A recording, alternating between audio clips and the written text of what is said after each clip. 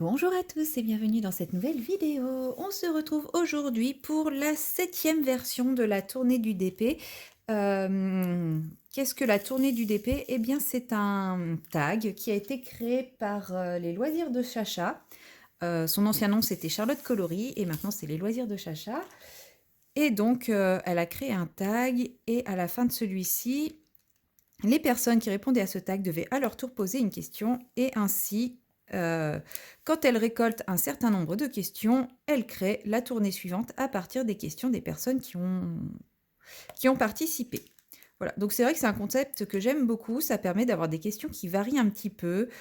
C'est des questions en rapport avec les loisirs créatifs ou pas, des fois il y a des questions un peu plus générales et moi, j'aime bien répondre à cette petite tournée. Donc, j'ai répondu à la tournée 6 il y a pas très longtemps et la tournée 7 était déjà en route. Bon, je n'ai pas encore, été taguée par la tournée 7, mais c'est pas grave, je participe quand même parce que, j'aime bien ce concept et puis, au moins comme ça, je sais que cette fois, je serai pas en retard. Contrairement à la tournée 6 que j'ai fait après la tournée 7, enfin, alors que la tournée 7 était déjà en route. Et puis apparemment, de ce que j'ai vu, de ce qu'avait l'air de dire Charlotte, pardon, la tournée 7 a du mal à partir. Donc voilà, peut-être que le fait de ne pas attendre d'être tagué, ça aidera à partir un petit peu. Je vais taguer d'autres personnes comme ça. Et ça se développera peut-être un petit peu plus. Alors, je galère à poser mes petits diamants. Voilà, donc on va commencer. Donc la première question, c'est une question de Chérinette. Donc quelles sont les boutiques que vous aimeriez tester? Moi, en boutique que j'aimerais tester, donc je peux plus dire DAC parce que ça y est, je teste DAC, je connais Oralois. Et boutique que j'aimerais tester, j'aimerais bien tester Carat Art. Mais c'est vrai que j'ai du mal encore à sauter le pas, puisqu'il n'y a pas énormément de... Comment ça s'appelle? D'illustration, enfin, j'ai pas autant de coups de cœur que je peux en avoir pour DAC ou Oralois. Et quand j'ai des coups de cœur, c'est des toiles qui sont petites à des prix quand même assez élevés, je trouve, par rapport à d'autres compagnies, enfin par rapport à Oralois ou DAC. Donc voilà, ça me refroidit un petit peu à chaque fois de me dire que pour une petite toile de 35 par 35, je vais payer le prix d'une 60, d'une 50, 40, enfin voilà, d'une grande toile Oralois. Donc c'est ça qui me refroidit un petit peu. Et sinon, il y a la compagnie Pichou Moon Art aussi qui me fait un peu de l'œil. J'ai trouvé des... Enfin, j'ai eu un petit coup de cœur pour des designs, enfin, une série d'artistes sur leur site. Donc voilà, je pense que je testerai Pichou Moon avant de tester Carat Art. Après, la différence, c'est Carat Art, occasionnellement, on peut en trouver sur Vinted et ça peut être l'occasion de tester. Puisque, par exemple, je teste du DAC en ayant pris une toile sur Vinted. Pichou Moon, on ne les trouve pas sur Vinted. Donc voilà. Mais je sais que j'ai plus de coups de cœur sur ce que propose Pichou Moon Art que ce que propose Carat Art.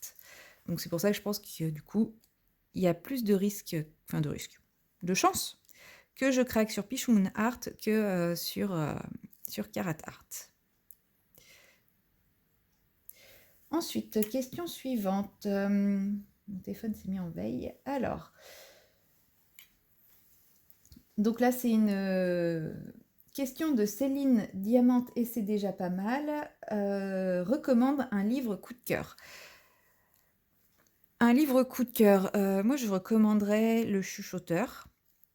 C'est vraiment un livre qui m'a énormément plu, donc je l'ai pris parce que j'entendais plusieurs personnes autour de moi en parler, dont Maëva de la chaîne Colorisera, qui en parlait beaucoup. Et voilà, j'ai vraiment eu envie de le lire. Et en le lisant, malgré tout ce que j'avais pu entendre, je ne m'attendais pas à ça. Franchement, ça a été vraiment une très très belle surprise.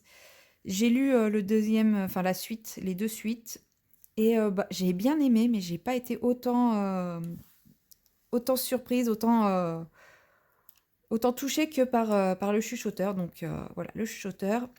Et récemment, là, je viens de réussir à acquérir le livre d'Amandine Young, Donc celui-ci, c'est pareil, j'en ai entendu tellement, tellement de bien que je pense que si j'avais tourné cette vidéo après l'avoir lu, il est possible que ça soit lui que j'aurais recommandé, mais il est quasi introuvable. Donc, enfin, il est introuvable. J'ai galéré à le trouver. Donc, bon, ça n'aurait pas été une très très bonne recommandation de ma part. Un livre qui ne se trouve pas. Question numéro 3. Avez-vous craqué pour le Pixel Hobby? Allez-vous en accrocher sur le mur? Donc, c'est une question de Kiku 0803. Alors, je pense que cette personne a un nom de chaîne, mais là, en fait, le problème, c'est que YouTube affiche les noms de tags, mais pas forcément le nom réel de la chaîne. Et moi, je ne sais pas faire le lien entre un nom de chaîne et le nom avec le tag. Donc, désolée si je ne donne pas les noms de chaîne. De toute façon, vous retrouverez les différents liens dans la barre de description avec les questions, donc vous pourrez toujours aller voir. Sinon, pour ce qui est du Pixel Hobby, non, je n'ai pas craqué pour. Je n'ai jamais testé, je ne sais pas si je suis attirée par ça ou non. Forcément, Oralois a fait plein de sorties avec des illustrations superbes. Quand ils ont fait leur première sortie, quand c'était en vente ultra privée, etc., j'ai voulu craquer. Mon ordinateur a bugué. Enfin, je crois que ça a bugué de manière générale et du coup, pour l'avoir, il fallait être dans les X premiers pour récupérer un code, etc., etc. Enfin, je sais plus ce que c'était et en fait, le prix m'a un petit peu refroidi. Voilà, c'est quand même un loisir qui est très très cher et j'ai déjà beaucoup de loisirs, donc est-ce que c'est vraiment la peine de me lancer dans un autre loisir alors que j'ai déjà tout ce qu'il faut pour être comblée?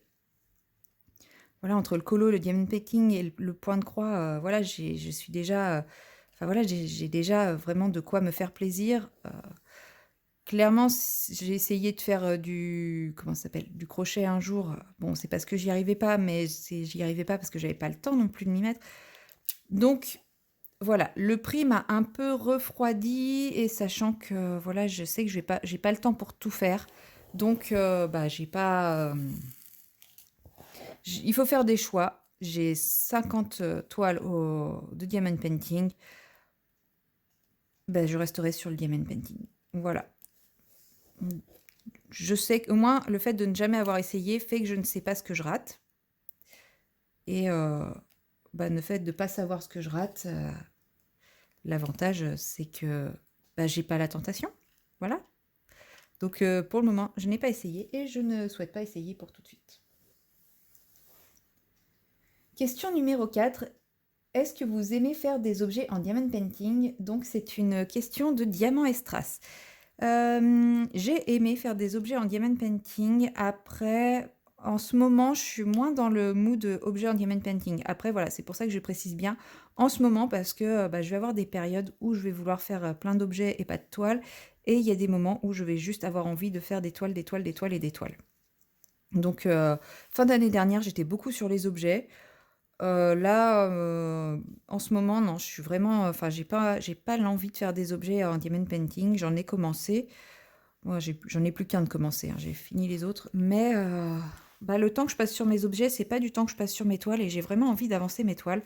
Donc c'est pour ça que en ce moment, c'est pas le cas. Mais j'en ai toujours quelques-uns en stock, des trucs qui me plaisent.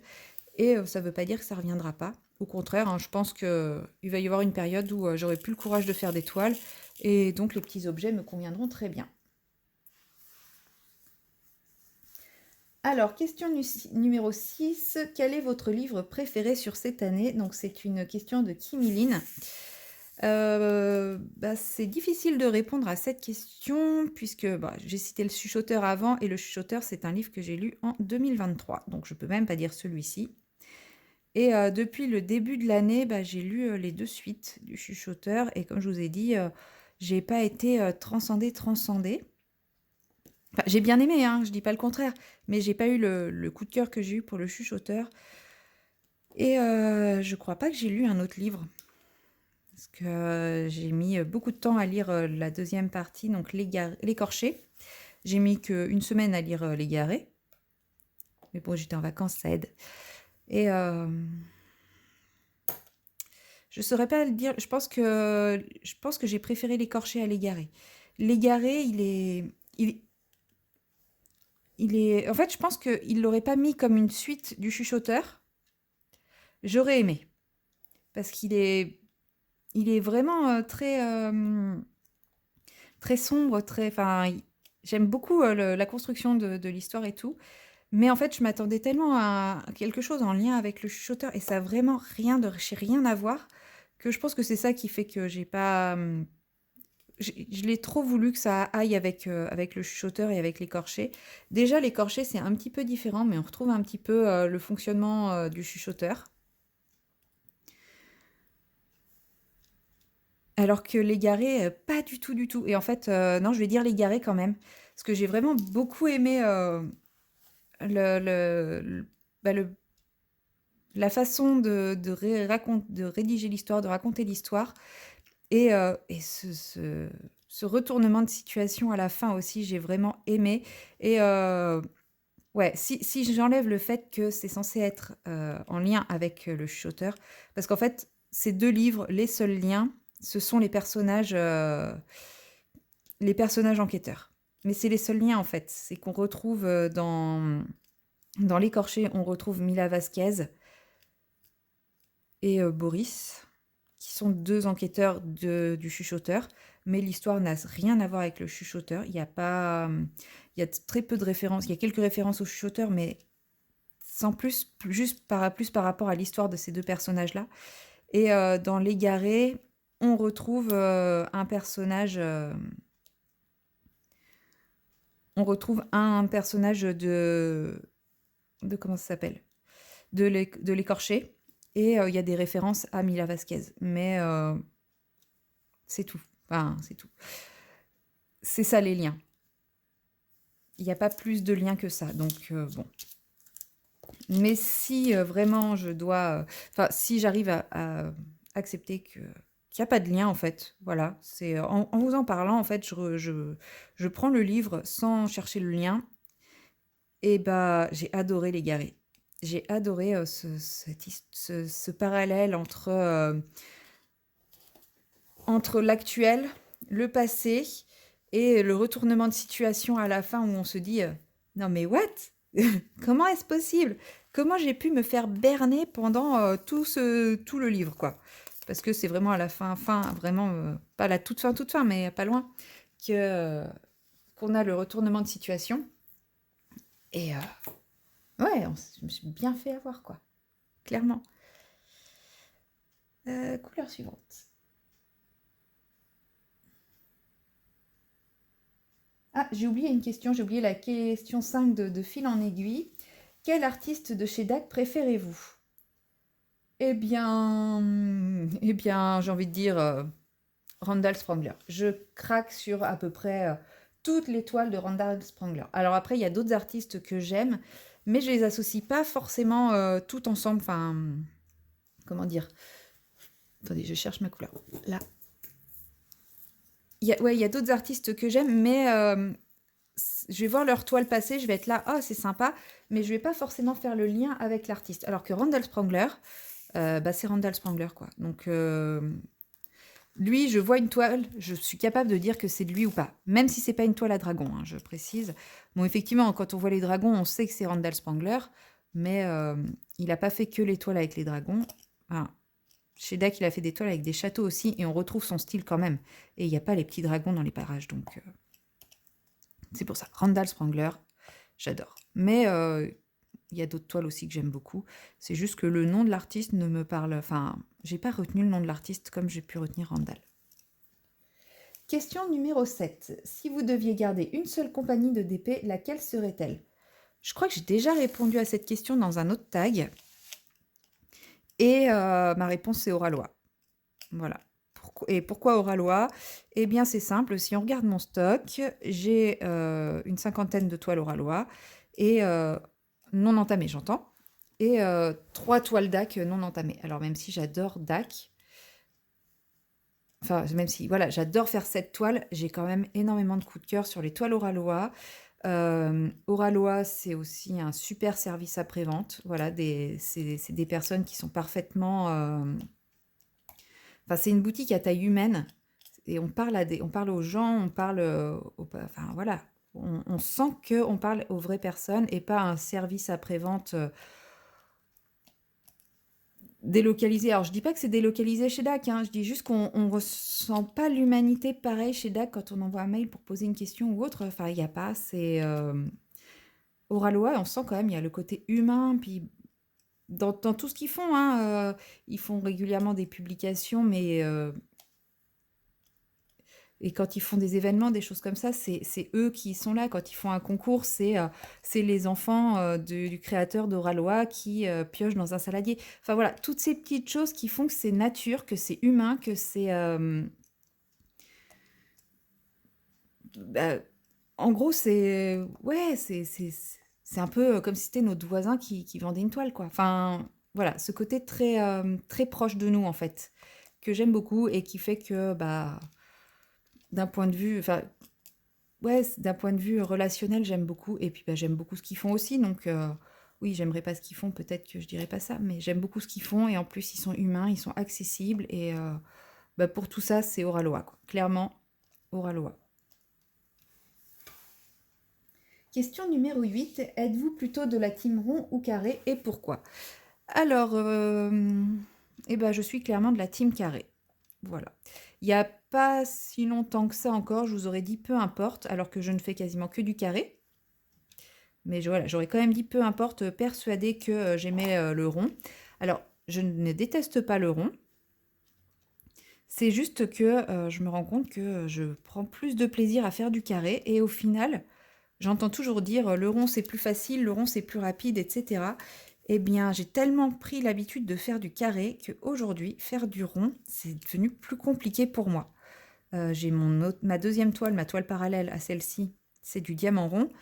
Eh bien, à chaque fois que je passe de mon autre toile, je termine une bande de mon oiseau sérénité, je crois. Je termine une bande de mon oiseau sérénité, je reviens à celle-ci, le passage se fait tout seul. Je reprends tout de suite les techniques pour poser en carré, etc. Alors que dès que je termine une bande de celle-ci pour passer sur mon oiseau de sérénité, eh bien, il me faut un temps d'adaptation qui est beaucoup plus long, sachant qu'en plus, je mets moins de temps à faire une bande de 70 cm de carré que une bande de 60 cm, de 65 cm de rond. Alors, je vais nuancer un peu mon propos, puisque on ne peut pas comparer ce qui n'est pas comparable. Il n'y a pas que les diamants hein, qui rentrent en compte dans le fait que je vais plus vite à faire cette toile-ci qu'à faire l'autre. Cette toile-ci est quand même assez bloc. Alors, c'est pas des blocs forcément, mais la conversion d'axe, c'est quand même des lignes. Et voilà, c'est pas hyper confetti. Il y a des confettis, mais pas tant que ça. Donc forcément, ça va quand même un peu plus vite. Alors que ma toile en rond est quand même très confetti. Donc, bah, ça va beaucoup plus lentement parce que ma toile serait ronde avec des gros blocs. Je pense que j'utiliserai le multiplesseur et ça irait beaucoup plus vite. Mais comme c'est du confetti, eh ben, j'y vais au stylet ou à la pince. Ce qui me plaît aussi. Hein. Une toile trop bloc, je m'ennuie. Là, j'aime bien parce que c'est des petits blocs ou c'est des lignes, ça va vite, mais en même temps, on ne pose pas 1000 diamants d'affilée pareil, quoi. Donc, je nuance mon propos. Je vais plus vite à faire cette toile, mais aussi parce qu'elle est plus... Au niveau de la conversion, elle est plus simple à faire. Mais l'autre est très très belle aussi et bah, je prends grand plaisir à la faire. Mais je trouve plus facilement la gestuelle du carré que du rond. J'ai plus de mal à faire le rond. Et au final, j'arrive plus facilement à poser mes diamants ronds, mes diamants carrés, droits et alignés, que mes diamants ronds. Donc, parce que quand il y en a une qualité bah, comme Oralois ou Diamondet Club, où les diamants se clipsent, bah forcément, ça va plus vite. Enfin, ça va plus vite. C'est plus facile de bien les aligner, quoi. Il suffit de poser les premiers et après, ça se fait tout seul. Et je ne sais pas si j'avais dit de qui était la question, mais c'était une question de Les Loisirs de Sam. Ensuite, question suivante, la plus grande taille de DP que vous avez faite ou que vous faites. Question de passion hobby. La plus grande taille de DP que j'ai faite, c'est une 65-90. C'est de la compagnie Oralois et d'ailleurs, mon oiseau de sérénité, il me semble que c'est 65,90 également. Donc à l'époque, c'était d'ailleurs la première toile que j'ai faite, une 65,90, c'était l'oiseau de Japon de chez Oralois. Voilà, moi quand je débute un nouveau loisir, je fais pas semblant, hein. Hop, une petite toile en 65,90 et là, mon oiseau de sérénité, c'est 65,90 aussi. Pour le moment, je ne suis pas allée au-delà. Peut-être un jour, mais après, je suis pas trop regardante sur les tailles de la toile. Il faut que l'image me plaise et que la taille soit suffisante pour la conversion. Parce que bah, certaines images trop petites, enfin, certaines illustrations, quand elles sont sur quelque chose de trop petit, ne rendent pas forcément très bien. Et d'autres bah, ne nécessitent pas d'avoir une toile de 2 mètres de long, quoi. Enfin, donc c'est pour ça. C'est pas la taille qui compte. Voilà, c'est le rendu général.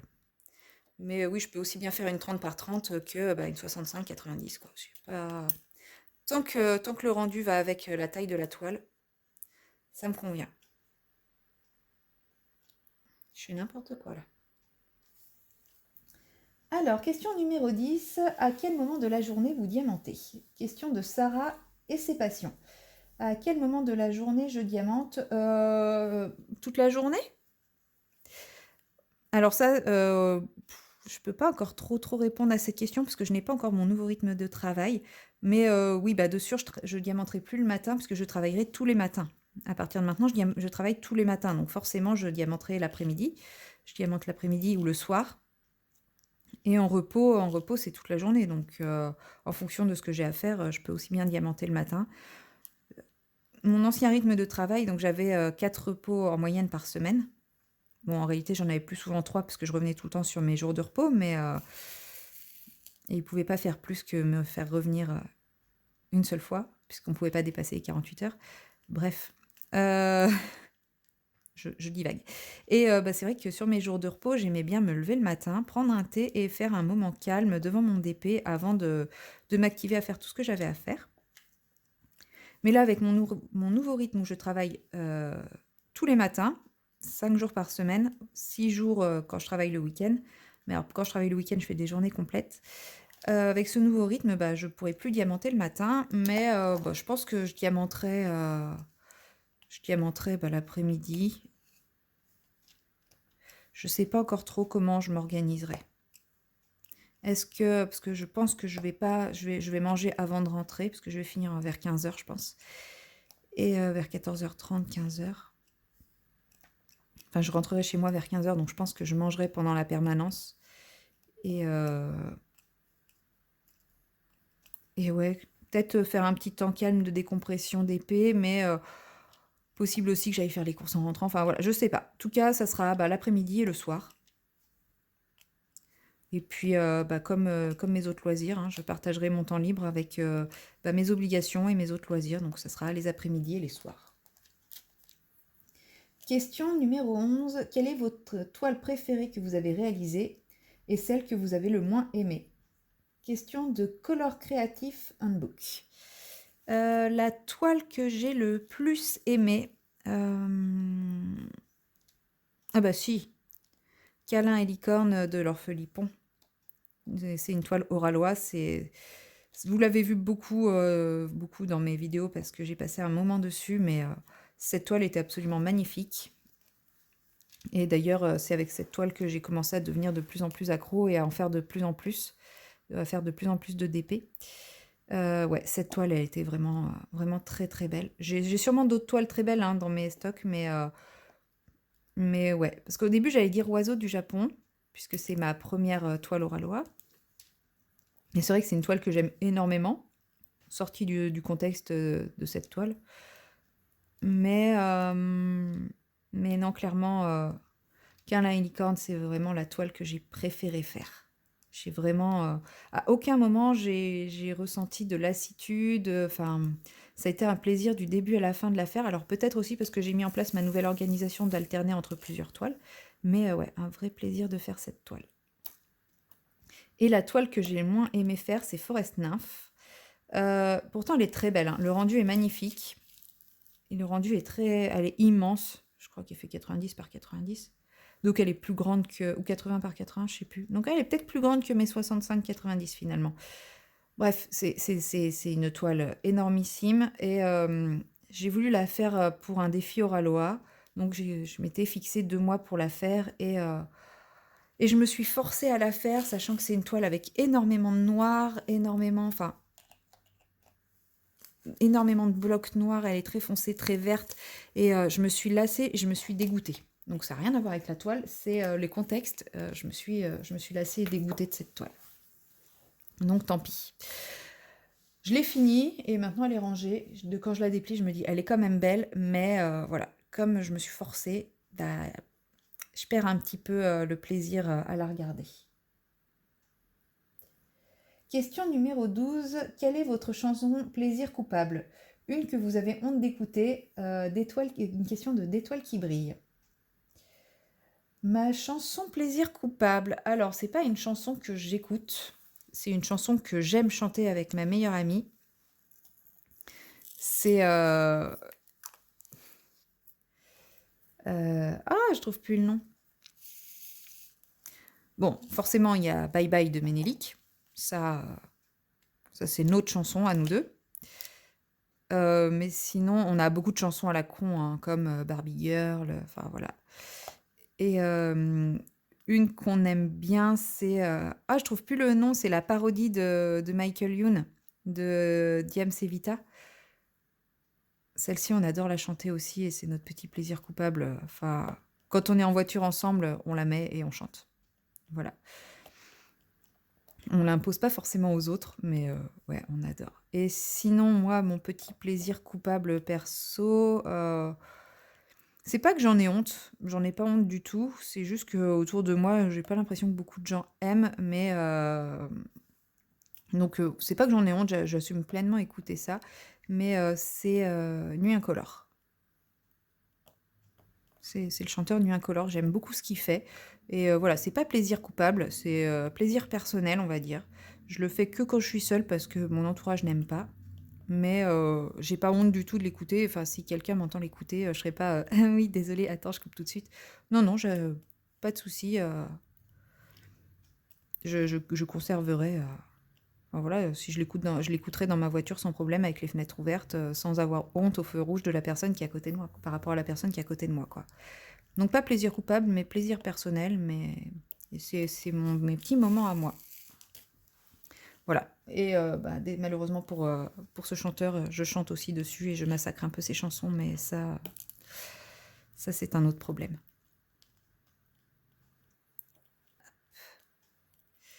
Bon, je vais me battre avec mon diamant. Alors, question suivante. Question numéro 13, c'est la dernière question. Dans votre stock de toiles pas faites, séparez-vous vos diamants de vos toiles? Pas du tout. Donc c'est assez récent que je me mette à faire l'unboxing de mes toiles, de mes achats, etc. Mais je défais tout au moment où je fais l'unboxing et après je remets tout tel quel dans la boîte, le toolkit, les diamants, tout est dans la boîte. Comme ça, si jamais pour une raison X ou Y, bah, je décide de plus faire la toile, et bah, elle est prête et je peux la mettre en vente, quoi. J'ai pas à rechercher un toolkit, j'ai pas à recomposer un toolkit, j'ai pas à chercher les diamants, etc. Tout est stocké tel quel dans la boîte. Et question numéro 14, pose une question. Donc, ma question sera entre combien de toiles en cours alternez-vous en moyenne? Voilà, donc combien d'encours avez-vous en moyenne en même temps? Et question numéro 15, tag des personnes. Donc, je vais taguer Clara, de la chaîne Clara DP. Je vais taguer Sarah aussi. C'est Sarah et ses passions, c'est le nom de sa chaîne, puisque je sais qu'elle aime bien faire les tags aussi. Je vais taguer... Qu'est-ce que je vais taguer? Les loisirs de Sam, elle aime bien faire les tags aussi, donc voilà, les loisirs de Sam. Et puis ça fait 3 personnes, c'est déjà pas mal, je vais en laisser pour les autres. Et puis du coup, c'était la dernière question de ce tag, donc moi je vous dis à très bientôt dans une prochaine vidéo. Bye bye!